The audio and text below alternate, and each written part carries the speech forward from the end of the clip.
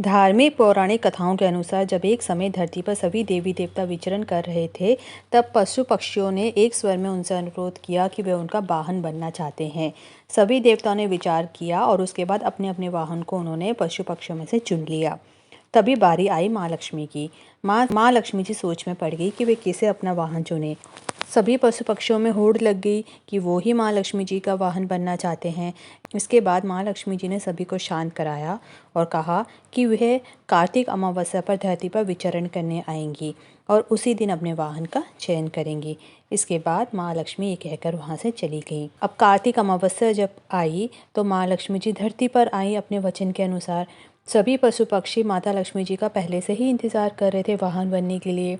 रात्रि का समय था, पशु पक्षियों को माँ लक्ष्मी जी नज़र नहीं आई, पर उल्लू तो रात में अच्छे से देख सकता है।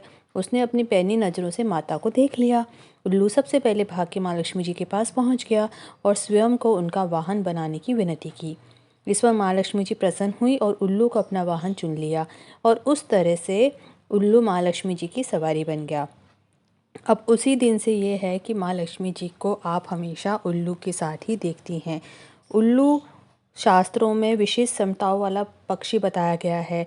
उल्लू विलक्षण दृष्टिकोण वाला पक्षी है जो नकारात्मक परिस्थितियों में भी पॉजिटिव सोच रखने का प्रतीक होता है। ज्योतिष शास्त्र के अनुसार माँ लक्ष्मी जी की सवारी होने के कारण उल्लू शुभता का प्रतीक माना जाता है और अगर रात में आपने सपने में उल्लू देख लिया है तो इसका अर्थ है कि माँ लक्ष्मी जी की कृपा होने वाली है। इसी तरह उल्लू सिर पर उड़ता हुआ दिखाई देता है तो ये भी शुभ संकेत होता है। सुबह के समय उल्लू का देखना बेहद ही शुभ माना जाता है और सौभाग्य का कारक माना जाता है। तो ये कहानी थी कि कैसे माँ लक्ष्मी जी ने इतने सारे पशु पक्षियों में से सिर्फ उल्लू को ही अपना वाहन चुना। उम्मीद करते हैं वीडियो इन्फॉर्मेटिव लगी होगी। Thanks for watching.